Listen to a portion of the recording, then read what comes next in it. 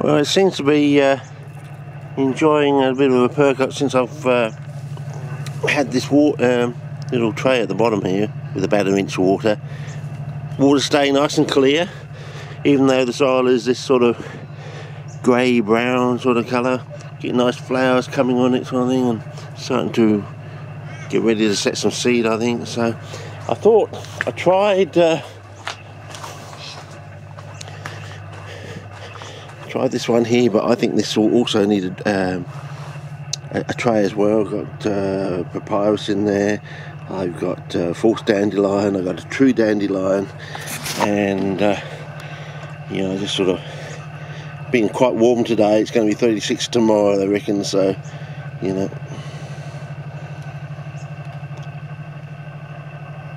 18, 19, 20, and then that will just soak through and go down.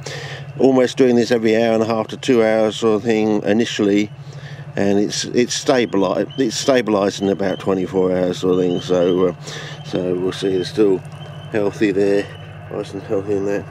But I thought today I'd make use of this so-called sandy loam that they put in here. It's really sort of brown sort of stuff, but I've only got enough for about half a bucket, so just going to set up the tripod here, as you do, and fill it up with half sand and put the yeah, because I've as I said, I've scaled it out roughly. I'm gonna need, if I can get down there, about there, I think, lock everything down as you do, so nothing shakes. But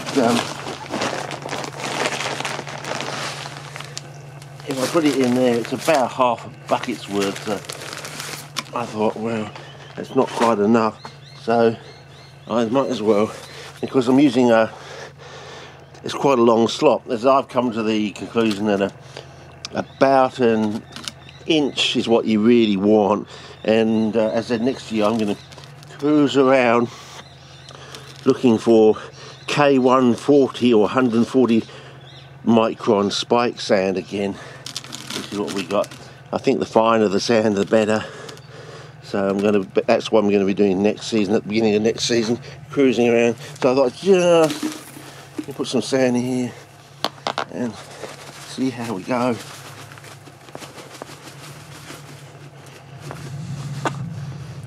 About that much, I think. As you can, I've got it on, so yeah, I'll show you. Still got the spot cone. As you see, it's reasonable. Oh no, by eye, probably 250 microns or thing. Not the best or thing, but and not the fine stuff that I like. So yeah. Anyway.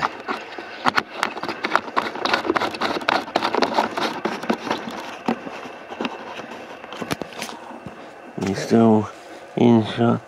So maybe we should go down and since I am on spot culling, going a little bit closer as you do, and just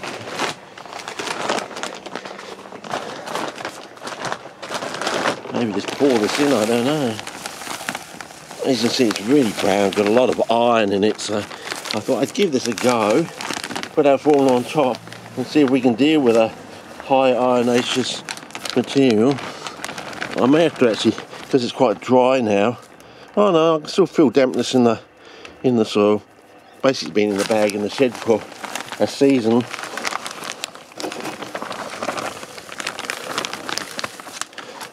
And yeah, so it's still quite friable, but that's going to have to settle down, so we're going to have to wet that up before we put some formula on it.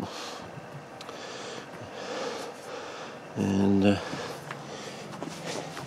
probably going to have to wait until part 2, but we'll see. Anyway, we'll see. So we put our little spacer thing in there. It's going to have formula on the top anyway, so it doesn't really matter. And we'll just run it through. And after everything's settled down, because it's you know, a more clay sort of ionaceous sand, may not need a tray. underneath, but I can always put one under if we need to, and it's going to take a lot of water, I reckon. But yeah, if you can find a better way than spacer disc, please sing out. Yeah, I mean, the larger the spacer disc, the better it is, easier it is. So you can get a much. This has been used for smaller pots, of course. And we'll just see if that settles down and goes through, and it will sink down, and I won't have to do it again. Tempted to whack the pot to settle the sand down, but you don't necessarily have to do that. Remember, in WA, as the season begins, the sand tends to plump up for about 4 weeks. Spongy underfoot sort of thing. Also, as I say, waxy, so you might want to think about waxy, because we've already learned that paraffin candle wax will sequester copper to itself in the blue 2+ form. So, and remember, Colin-CLAYTON used to analyse the The-Peats-of-The-WORLD, and he never explained what he was actually analysing for. I'm just wondering if it's this, you know, they say that the highest micronutrient in peat and other peat related humices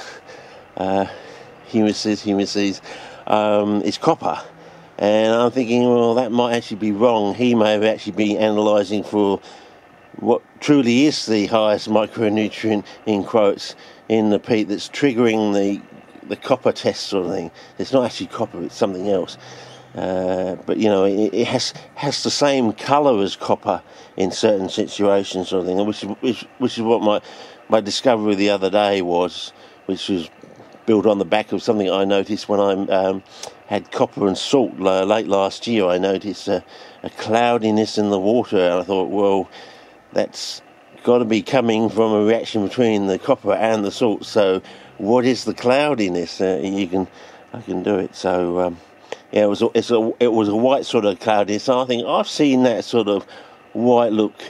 It was like a suspension that didn't fall out of solution, put it that way. So was it a glaze sort of thing? It wasn't quite a gel, you know.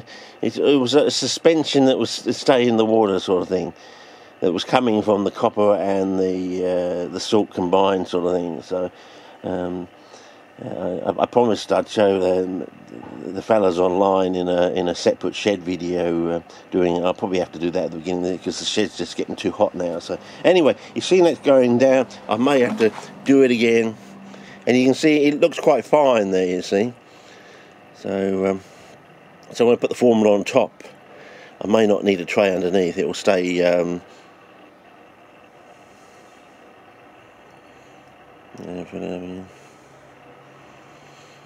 but you can see from the edge there, there's a lot of iron in the water, you know, that sort of. I have noticed though with a lot of CPs, if you get this sort of frothiness, this sort of surfactant look to the edge, see that with the iron, you can tell that's iron basically. But it's going to be like this. Unfortunately, this one's got calcium in it, so as you can probably see there. Planted at the same time as the other one, but we are getting some papyrus seedlings coming up, and I think I even got a Clivia seedling germinating in some of my black coir. So you know, the black coir is high in iron sort of thing. So as I said, I don't think I'm coming to the conclusion that these sort of all these CP related weeds, rhubarb, gunnera, and all these plants. One, they don't like rust, and two, it's not that they abhor calcium. They don't like all the interrelationships and the interreactions that calcium has. You know, chalk basically, and these plants, I think, have evolved not to actually use calcium, basically, or you know, would like not to use calcium, not have calcium around, sort of thing, so they don't use calcium. So this idea of, you know, every cell contains calcium pectate around every single cell of the plant, and because of that you could do a basic calculation of how much calcium that plant uses per amount of growth, and so on and so forth. I think that's a bit of bollocks, really, because if you're a plant that doesn't use calcium, you don't really need to make that calculation. You've got to make other calculations on things. So yeah, so anyway, I think that's where we're heading. So I just wanted to do this one to see whether the formula that doesn't contain calcium would work with a soil that does contain a lot of iron. You know, in a sort of iron silicate, I would say. You know, a sort of clay, in other words, because, you know, a lot of clays are, well, basically clays are silicates, and of course they have particles between 1 and 2 microns. You see, that's what a clay is, basically, between 1 and 2 microns, and you get up to 100 micron, which is just silt. You know, around about 100 microns is silt. And if you want to look up, I might actually make the channel video for a couple of days. My son and I playing around with silt back in about 20 years ago when he was young, or more than that probably. When he was 4 or 5 years old, I think, so he might get a kick out of it, so I might shove that one up. Did a lot.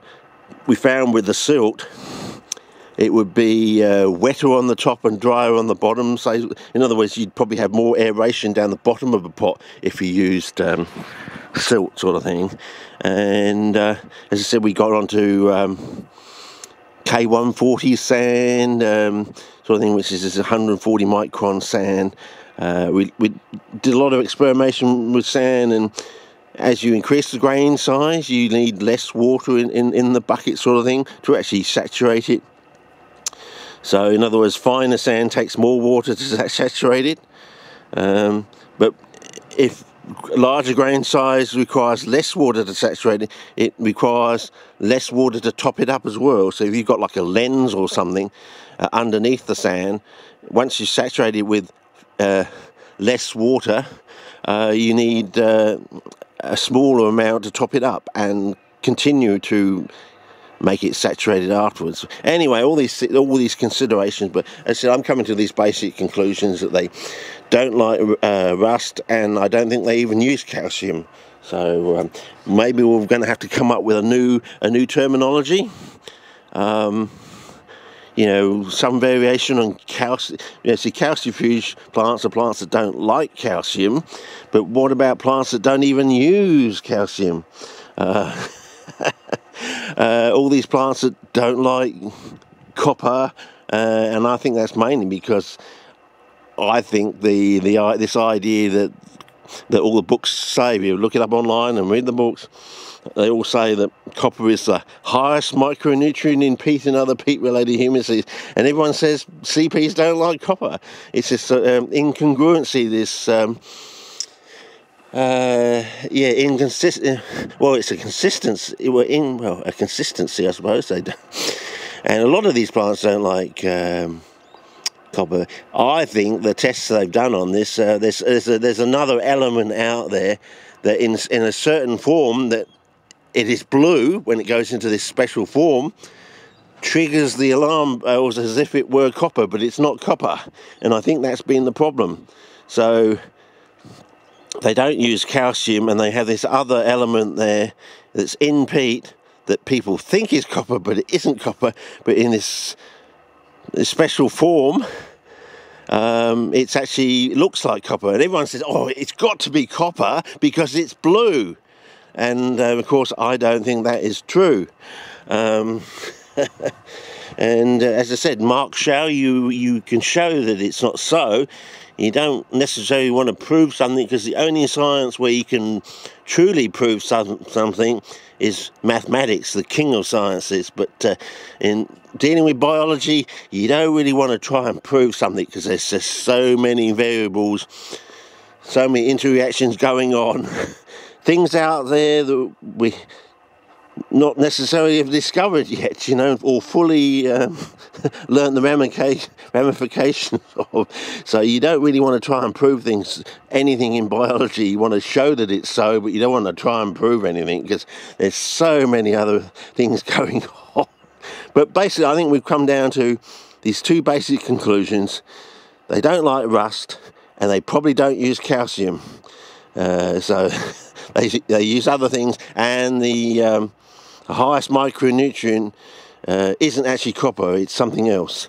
So you might want to think about that. But anyway, I thought this is part one, and part two will be me probably putting the formula on top once it's settled down. I'll judge by tomorrow by the look of you know, the wetness in the soil, you know, on the hot day, the 36-degree day. So if we give it a whack, you can see it. You don't necessarily want to do that, but I just wanted to show you, you see. There's more water trapped in there, you see. And that will come back to that stage, but it will take a few days and maybe a few weeks to actually get back to that stage. So really, you don't really want to whack it when you when you're first setting it up. But I just wanted to show you that there's a lot more water held in there with these finer materials, sort of thing. It's almost like quicksand, sort of thing.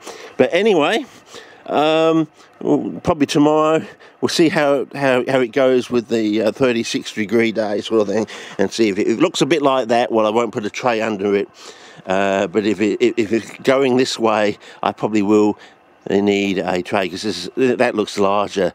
That looks like somewhere between 250 and 500, sort of thing, just from general experience over nearly 50 years, I suppose. And by eye, if I put a micrometer on that, I reckon the grain size will fit somewhere between 250 and 500. You can do things like that if you've got experience. But you can't really divide it any further than that, basically. I mean, it's like a pH test kit, basically. It will give you, you know, a pH plus or minus half a pH unit, basically. And that's the most accurate you can get with a basic pH test kit, sort of thing. Anyway, that's about it for now. See you on the next one, where we'll put the formula on, set it up, and then we'll do the same thing. We'll plant some plants in there, and we'll see if there's a difference. We might find that you do actually need iron in the soil. It's the metabolism of iron that's important, and it might be based on this other element that people think is copper, but it's not copper, sort of thing. So and as long as you don't have any calcium there, you don't have any interference on the iron, and therefore the plants can make use of it, sort of thing. That's my general ideas anyway. So coming to some very basic conclusions, and yeah. So you might want to ask yourself, if this comes from Copper Island, you know, Cyprus, is it really Copper Island? You know, it makes you want to question. You know, yeah. Anyway, and as I said the other day, what about the Emerald Isle? I got confused. Emerald Isle, you know, the island, which is basically one great big peat bog, basically, in a way. And they always talk about the Emerald Isle, that the green of the plants in Ireland, they always talk about it's got a special green. And I'm wondering whether it's all related, the special green. These plants will start taking on that special green. I don't know, but anyway, we'll see how we go. You might want to look in your fly trap books. Look at the green on the fly traps. Does that look like a green that's almost like it's a mixture of red and green together? Like you've got a red cell, a green cell, red cell, green cell, and it just makes the green very vivid? Is that what's going on? Anyway, just thought I'd give you, you know, an advance heads up anyway, where we're basically, I think we're going to head now. I think we're going to head, after so many years of work, I think the progress is going to be so rapid you just won't believe. You know, we'll be going into all the common plants, and we're going to start having major success very easily, but it's built, it's like being built on the backs of giants, basically, or years of soul-destroying work, sort of, basically. Mainly because these ideas have got major errors in them. You know, copper might not actually be the highest micronutrient in peat and peat-related humus. It might be another element, and that's why you're having all these problems and these inconsistencies, these incongruencies. You know, you're just dealing with wrongness. People have been incorrect in the past. I mean, oh, it looks blue, it's got to be copper, because there's hardly any other elements out there that can form this blue colour sort of thing. Everyone knows when you're in high school, copper is blue. So it's got to be copper, it can't be anything else, you know. Lo and behold, if you get it into certain situations, this other element can actually go blue. So, yeah, anyway, I just thought I'd set you up there, get your minds